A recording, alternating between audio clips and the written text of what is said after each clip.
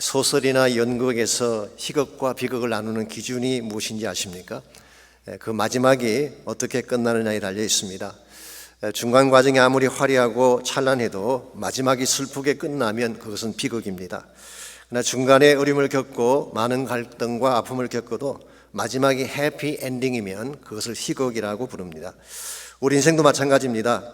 중간 과정에서 아무리 많은 것을 성취하고 누렸다고 해도 인생의 마지막이 축복될 수 없다면 그것은 해피 엔딩이 아닙니다. 반면에 인생의 여정 중간 과정에서는 고난도 겪고 시련도 겪지만 마지막이 축복되게 끝난다면 해피 엔딩의 인생이라고 할 수가 있습니다. 이런 면에서 인생이라고 하는 것은요, 중간만 잘라서 판단할 수 없습니다. 우리는 중간만 잘라서 행복하다 불행하다 이야기를 하지만 끝까지 가봐야 하는 것입니다. 비근한 예로 구약 성경에 나오는 다윗 왕과 사울 왕의 케이스를 생각해 보십시오. 다윗도 기름 부음을 받고 사울도 기름 부음을 받았습니다마는 기름 부음 받은 후에 두 사람의 모습이 사뭇 달랐습니다. 사울은 왕이 되어 떵떵거리며 살았지만 다윗은 광야를 쫓겨다니는 도망자 신세가 됐습니다. 먹을 것이 없어서 성소에 올리는 떡을 얻어먹기도 하고 아둘람 굴 속에서 원통함을 갖고 살기도 했으며 심지어 블레셋 지경으로 넘어갔다가 목숨을 구걸하기 위해 침을 질질 흘리며 미친 척하는 그런 위기도 겪었습니다. 만일 중간만 잘라서 본다면 분명 다윗의 삶은 누가 봐도 비극이라고 할 수가 있습니다. 그러나 끝이 어떻게 되었습니까? 그 떵떵거리던 사울 왕은 하나님을 떠난 가운데에 자결로 생애를 마쳤습니다. 그의 시신이 성벽에 걸리는 비참한 최후를 맞이한 반면에 다윗의 생애는 어떻게 됐나요? 이스라엘의 성군이 되고 장차 그 후손 가운데서 메시아가 탄생하는 존귀한 인생으로 막을 내리게 됩니다. 이런 면에서 우리 인생의 중간 과정도 중요하지만 끝이 아름다워야지 남기는 열매가 아름답게 되는 것입니다. 미국이 나온 소설가 중에 어니스트 해밍웨이라는 분이 계시죠. 우리에게는 노인과 바다, 무기의 자리끄라 이런 작품으로 잘 알려진 분입니다마는 이분이 1954년도에 누구를 위하여 정은 울리나 이 작품으로 노벨 문학상을 수상을 했습니다.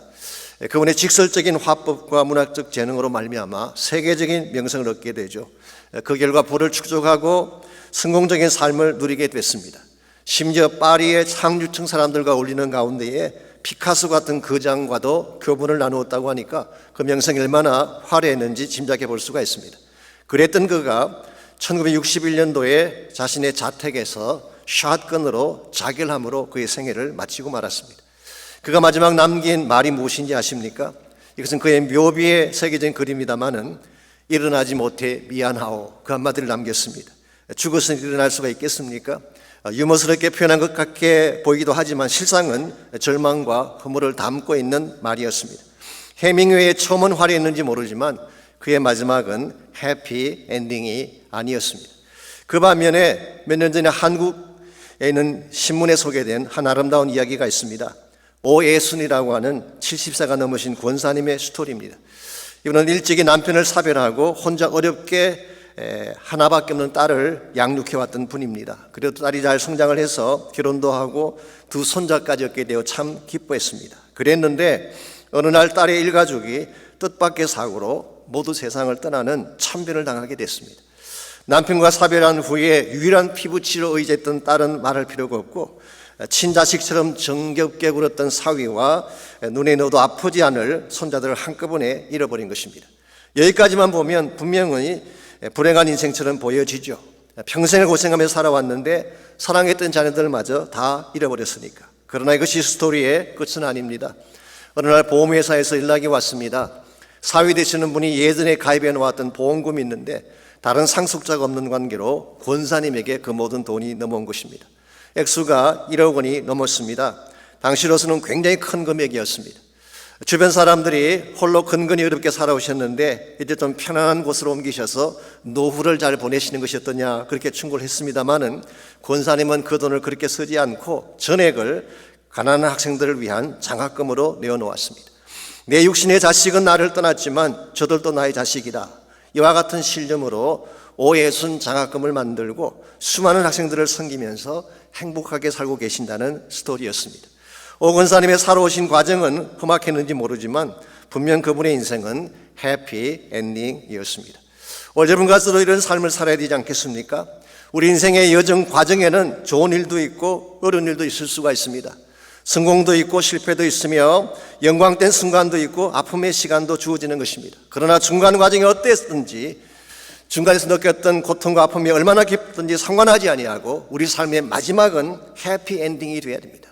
우리가 이 세상을 떠날 때 마지막 남길 말은 해피 엔딩의 말을 남겨야지 불행하게 생을 마쳐서는 안 되는 것입니다. 오늘 여러분의 삶은 어느 방향으로 살아가고 계시는지요? 현재의 삶의 만족을 위해서 삶을 낭비하는 가운데에 불행한 결말로 치닫고 계시는지, 아니면 지금 현재는 어려움을 당할지라도 장차 주어질 더 큰 영광을 바라보며 해피 엔딩을 향해 달려가시는지요? 우리 그리스도인들은 해피 엔딩의 삶을 추구해야 됩니다. 그래야 하나님께도 영광이 되고 우리 삶의 열매도 아름다워지기 때문에 우리가 어떻게 하면 우리가 사는 이 인생이 해피 엔딩으로 잘 마무리되게 할 수가 있을까요? 오늘 본문을 중심으로 이것을 함께 정리해 보기를 원합니다. 오늘 본문의 말씀은 고린도서를 총마무리하면서 바울이 던지는 마지막 결론의 말씀이 소개되어 있습니다. 오늘로서 약 1년 반 동안 함께 공부해왔던 고린도서가 그 대단원의 막을 내리게 됩니다. 이 고린도 교회는 바울이 가장 사랑했던 교회였죠. 동시에 바울의 가슴에 가장 큰 아픔을 남겨준 교회이기도 했습니다. 그동안 말씀을 드린 것처럼 바울은 4차례에 걸친 편지를 통해서 때로는 책망을 하기도 하고 때로는 위로를 주기도 했습니다.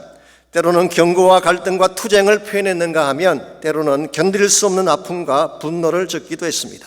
그러나 오늘 이 편지의 마지막을 장식하며 바울이 기록하고 있는 권면을 보십시오. 축복의 메시지로 그 끝을 장식하고 있습니다. 11절 말씀 보겠습니다. 마지막으로 말하노니 형제들아 기뻐하라. 온전하게 되며 위로를 받으며 마음을 같이하며 평안할지어다. 또 사랑과 평강의 하나님이 너희와 함께 계시리라. 거룩하게 입맞춤으로 서로 문안하라. 여기 나오는 동사가 명령형으로 되어 있긴 합니다만은 사실은 기원을 의미하는 말씀입니다. Finally, my brothers, I wish you all have joy. 나는 너희들 모두가 기뻐하기를 원한다. 온전하게 되며 위로를 받으며 한 마음이 되며 평안할지어다. Peace be with you. 또 사랑과 평강의 하나님이 너희와 함께 계시리라. 진노와 심판의 하나님이 아니라 God of love and peace be with you. 이것은 대단한 축복의 기원이 아닐 수가 없습니다. 그러고 나서 거룩한 입맞춤으로 문안할 것을 요구한 후에 온 지역의 교회들이 너희들에게 문안한다. 이 말씀을 적고 나서 13절을 보시게 되면 어떤 말씀이 기록되어 있나요? 주 예수 그리스도의 은혜와 하나님의 사랑과 성령의 교통하심이 너희 무리와 함께 있을지어다. 신약 성경에 기록된 기도문 가운데 가장 파워풀한 축복 기도입니다. 성삼위의 이름으로 드리는 축복의 기도로 오늘 성경의 마지막을 적고 있습니다. 저는 여기에 바울의 위대한 측면이 있다고 생각을 합니다. 중간 과정은 힘들었습니다. 갈등하고 아파하고 분노하기도 했지만 그러나 그의 마지막 말은 축복으로 가득 차 있다는 사실. 이것이 아름다운 것 아니겠습니까? 윌리엄 바클레이는 그의 고린도후서 주석의 맨 마지막 센텐스를 다음과 같이 기술하고 있습니다. The way has been hard. 지나온 길은 힘이 들었지만 but the last word should be peace and blessing. 우리가 남기는 마지막 말은 평화와 축복이 되어야 한다. 저는 이것이 거창한 삶이라고 생각합니다. 인간관계이든 인생의 여정 그 자체이건 중간 과정은 힘들 수가 있죠. 갈등하며 아파할 수도 있는 것입니다. 그러나 그 과정이 어땠든지 우리가 남기는 마지막 말은 축복이 되어야 하는 것입니다. 왜냐하면 우리 예수님이 언제나 저희들에게 주시길 원하시는 것이 해피엔딩이기 때문에. 여러분, 성경의 주제는 해피엔딩입니다. 하나님의 구속 역사는 마지막에 하나님이 하나님 나라를 회복하고 우리 모두를 축복하신다고 하는 것이 성경 전체 메시지의 마지막 엔딩이에요. 그러므로 여러분과 저는 분명히 중간 과정이나 처음은 힘들지라도 마지막을 아름답게 장식을 해야 되는 것입니다. 사실 우리는 이 면에서 좀 연약한 면이 있습니다. 반대로 할 때가 참 많이 있죠. 처음에는 잘하는데 마지막 처리가 잘못되어져서 관계가 깨어지기도 하고 힘들어하는 케이스를 흔히 볼 수가 있습니다.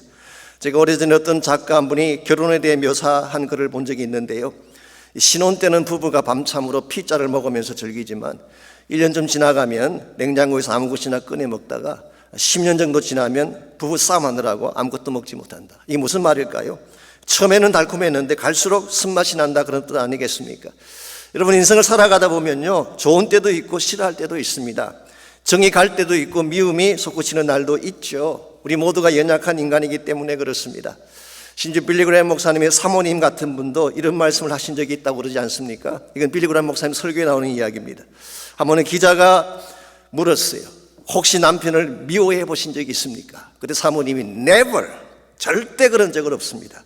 차라리 죽이고 싶었던 적은 있었지만, I thought of murder, 차라리 죽이고 싶은 적은 있었지만 미워한 적은 없었다고. 여러분, 이것이 인간입니다. 우리 모두에게는 아파할 수 있는 마음들이 있고 상처를 주기도 하고 받기도 하는 것입니다.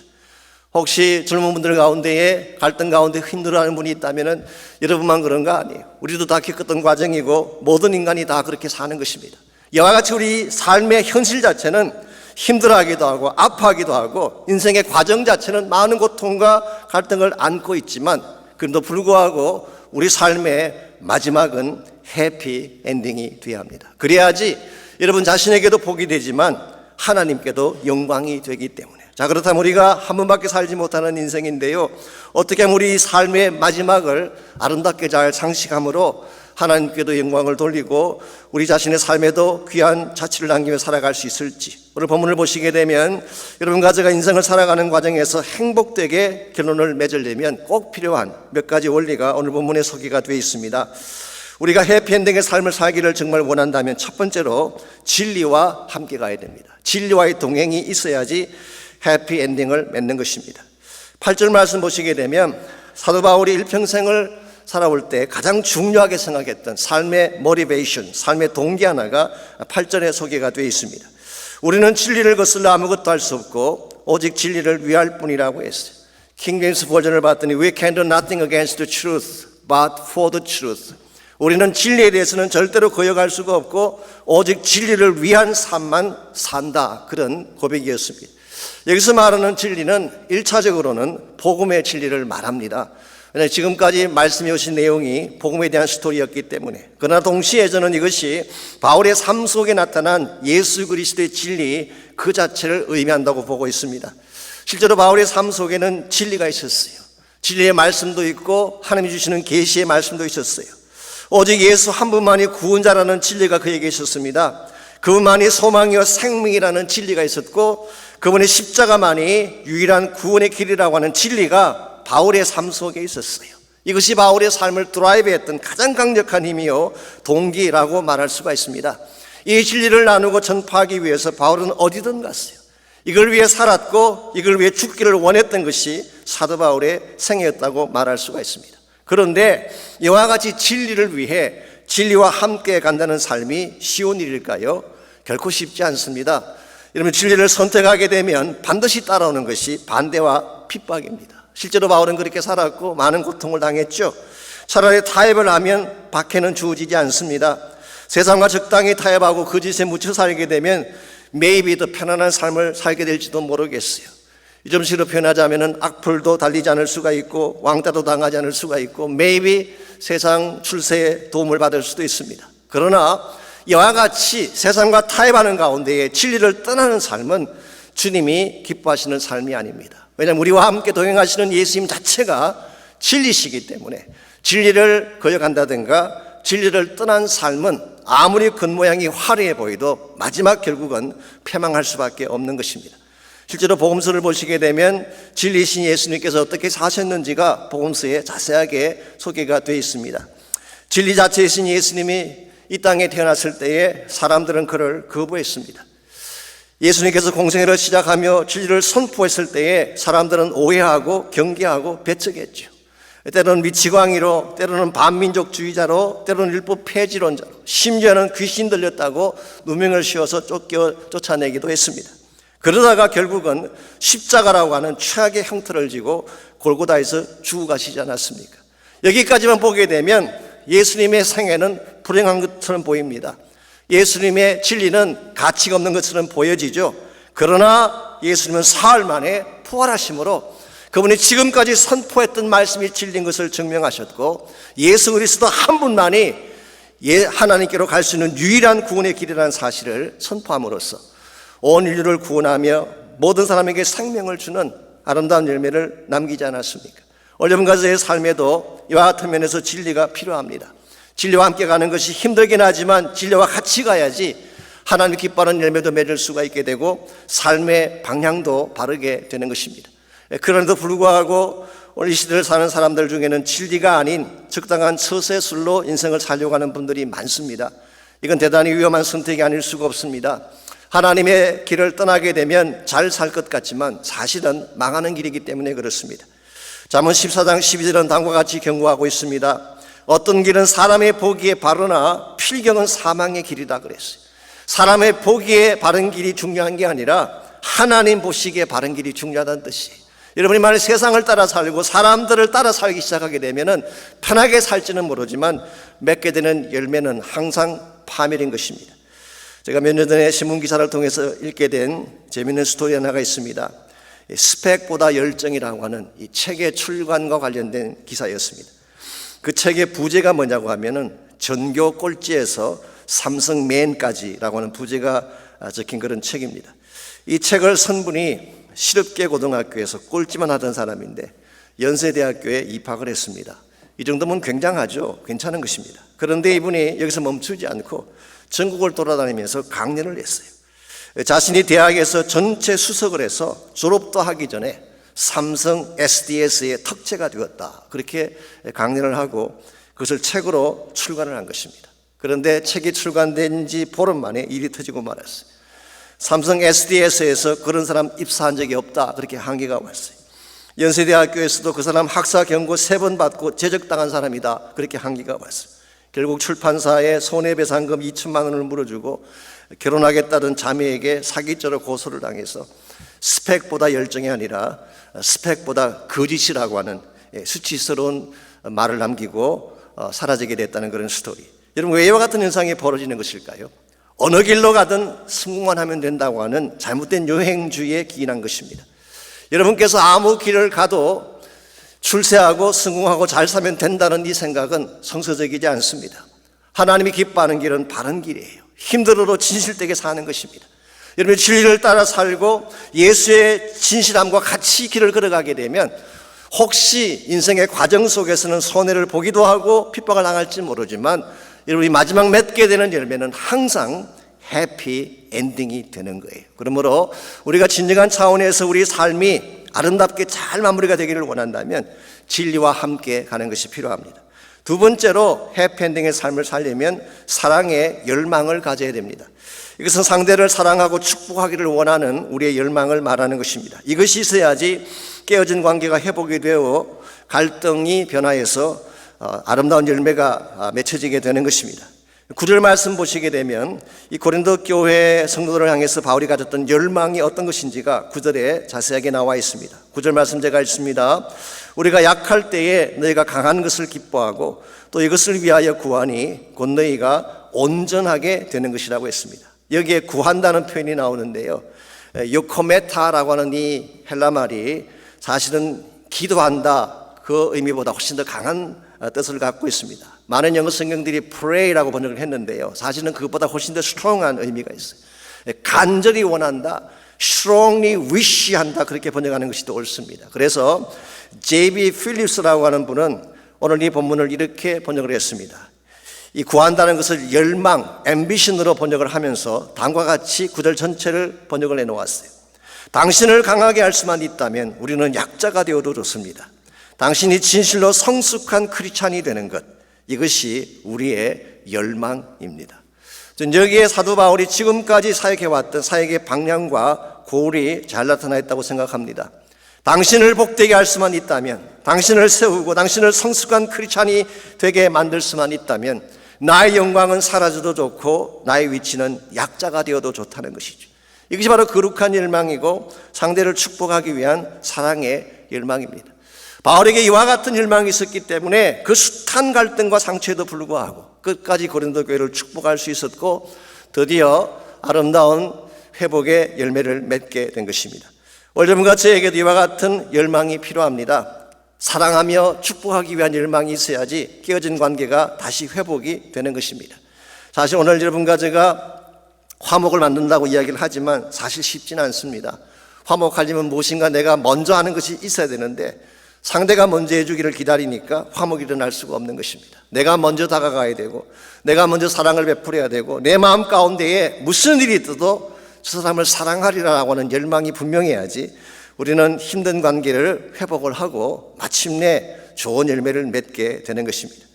제가 언약의 결혼이라고 하는 그 제자훈련 강의를 할 때 자주 사용했던 예화 하나가 있습니다. 여러분께서도 아마 아실 것입니다. 캘리포니아에 사시는 어떤 부인 한 분이 신문에 이런 광고를 냈습니다. 남편을 싼 값에 팝니다. 그가 쓰던 골프채와 사냥개는 덤으로 드리겠습니다. 그랬더니 60통의 전화가 걸려왔대. 그중에 30통은 남편을 사별하신 분들이 걸어오신 전화인데 그래도 살아있는 남편이 죽은 남편보다 귀하다, 그런 메시지였어요. 20통은 이혼한 여자분들이 걸어오신 전화인데 혼자 아이들 양육하며 산다는 것이 얼마나 힘든지 아느냐, 그런 메시지였고 나머지 10통은 골프채와 사냥개만 따로 팔 수 없냐라고 하는 그런 문의 전화였다고 합니다. 물론 재미있게 만들자고 한 조크라고 생각합니다마는 남편이 싫다고 해서 이렇게 했어야 되겠습니까?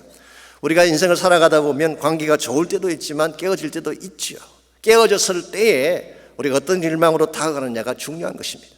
사실 인간이라고 하는 것은요, 멀찍이 서서 객관적으로 보게 되면 그 사람이 가지고 있는 진짜 문제를 볼 수가 없어요.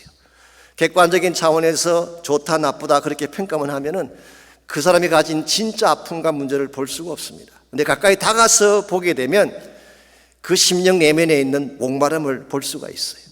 요한복음 4장에 보시면은 수가성 여인에 대한 스토리가 나오죠. 자, 이 수가성 여인을 멀리서 보았을 때는 죄인이었어요. 정말 마주치기도 싫은 혐오감을 주는 죄인이고 아주 더러운 누추한 그런 사람이었죠. 그렇기 때문에 그녀 자신도 마을 사람들을 기피했지만 마을 사람들도 그녀를 기피했습니다. 그런데 예수님께서 그녀 가까이 가보았더니 사실은 목마른 사람이었어요.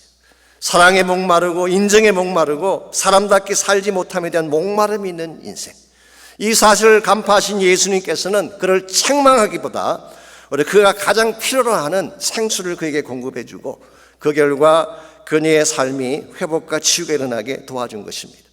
여러분과 저의 삶도 마찬가지입니다. 사실상 우리 모두가 다 멀리서 보면 죄인이고 다 문제아들이죠. 가까이 가서 보게 되면 그 사람이 가지고 있는 목마름을 볼 수가 있어요. 그때에 내가 무엇을 주면 그들의 목마름이 채워줄 수 있을까? 이 사실을 알고 바른 것을 줄 수 있을 때에 관계도 회복이 되어지고 아름다운 열매도 맺혀지게 되는 것입니다. 이런 측면에서 오늘 여러분 가족의 이 땅을 살아가면서 세상 사람들은 수틀리면 헤어지기도 하고 상처를 주기도 하지만 여러분 가족은 예수님 때문에 구원받은 자이기 때문에 예수님께서 우리에게 주신 그 사랑을 가지고 사랑의 열망을 가지고 사람을 대하고 자녀들을 대하고 남편과 아내를 대하면 우리의 삶이 분명히 아름답게 변화가 될 것입니다.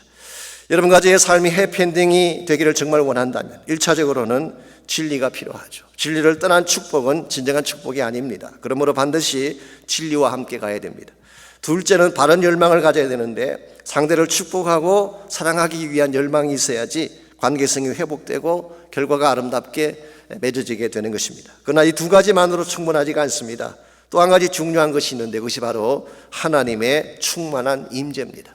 하나님의 충만한 임재가 없으면 우리가 아무리 좋은 의도를 가지고 좋은 방향으로 나아가려고 해도 우리 힘만으로 나아갈 수가 없습니다. 그래서 13절 말씀을 다시 보시게 되면 바울은 이 본문의 말씀을 마무리하면서 마지막으로 고린도 교회 전체에게 가장 파워풀한 축복 기도 하나를 드리고 있습니다.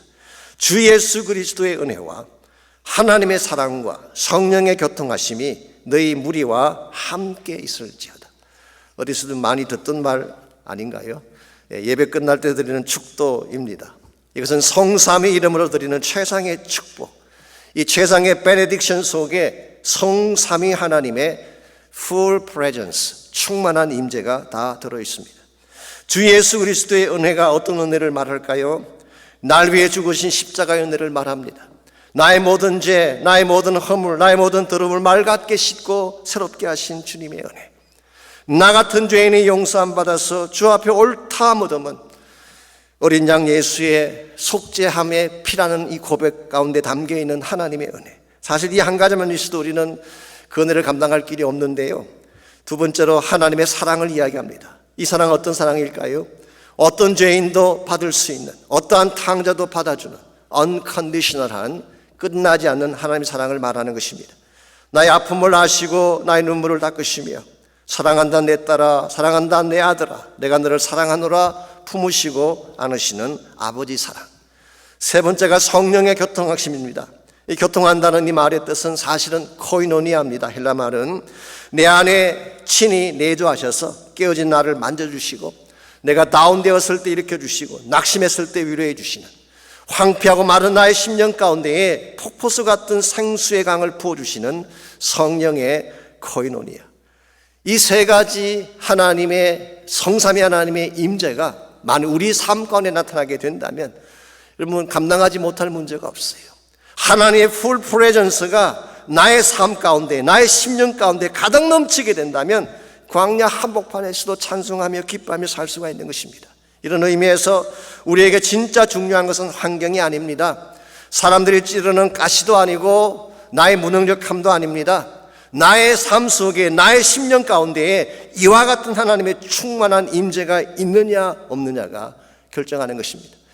지금 우리가 코로나 바이러스 때문에 굉장히 고통을 많이 당하고 있지만요, 사실은 코로나가 문제라기보다는 내 심령 속에 무엇이냐가 더 중요합니다. 내 마음 중심에 정말 하나님이 살아계시고 부활의 능력이 살아있고 성령의 권세가 살아있다면 코로나 아니라 그보다 훨씬 더 힘든 풍랑이 찾아와도 감당할 수가 있는 것입니다. 그러므로 정말 나의 마음 중심에 하나님의 임재가 있는가, 이게 있을 때에 어려워도 극복할 수가 있게 되고 메마른 인간관계 속에서도 사랑할 수가 있게 되고 결과적으로 우리의 삶의 마지막이 해피 엔딩이 되게 하는 것입니다.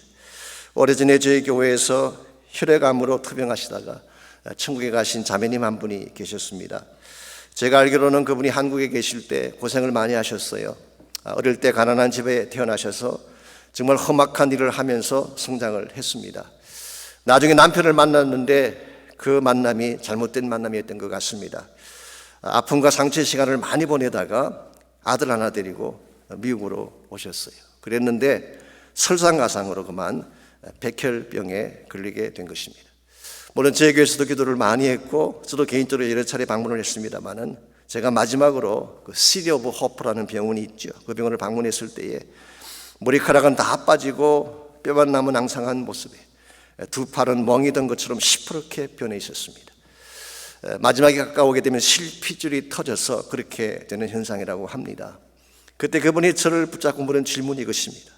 목사님, 세상에는 잘 사는 사람도 많고 행복하게 사는 사람도 많은데 왜 제 인생이 이렇게 아픔만 있는 것일까요? 제가 할 말이 없었습니다. 무슨 말을 해야 될지를 몰랐어요. 그래서 다시 그분에게 복음을 소개해드린 후에 다음과 같은 말씀을 전해드렸습니다. 자매님, 이 땅은 우리의 영원한 본향이 아니기 때문에 그렇습니다. 이 땅에 살아가는 동안에는 아픔도 있고 고통도 있습니다. 가시에 찔리기도 하고 뼈아낌도 당할 것입니다. 그러나 주님 다시 오시게 되면 우리 모두는 영화로 몸을 입게 되고 공중에 들림받고 주를 만나서 눈물이 없는 곳에서 영혼을 보내게 될 것입니다.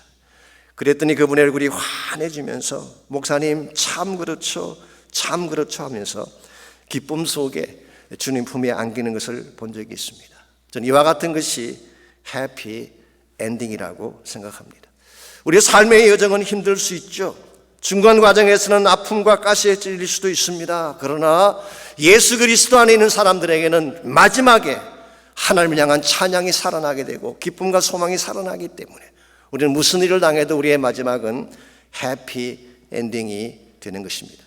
여러분께서 진실로 인생을 다 산 후에 나의 삶이 참복되었다, 나의 인생은 아름다웠고 행복되었다고 말하기를 정말 원하신다면 예수님을 반드시 만나야 합니다. 우리의 노력과 힘만으로 인생을 해피엔딩 만들 수 없어요. 그러나 주님과 함께 가게 되면 예수님께서 여러분과 저의 삶을 해피엔딩으로 만들어 주십니다. 우리 인생 여정에는 분명히 고통과 아픔의 광야가 있습니다. 그러나 아무리 광야의 바람이 거세도 진리 안에서 사랑의 열망을 갖고 하나님의 충만한 임재 속에 살아간다면 여러분과 저는 광야를 이겨낼 수가 있고 고통 가운데도 노래하며 달려갈 수가 있습니다. 이런 면에서 오늘 아침 여러분 모두가 예수님의 임재 앞에 나가셔서 기도하시기를 바랍니다. 우리 연약함을 고백하고 나의 부족함을 고백하고 나의 죄인 되었음을 고백하고 주님의 은혜를 구하는 기도를 하시기 바랍니다. 하나님이 나를 안아주십시오. 주님의 권세로 나를 품어주십시오.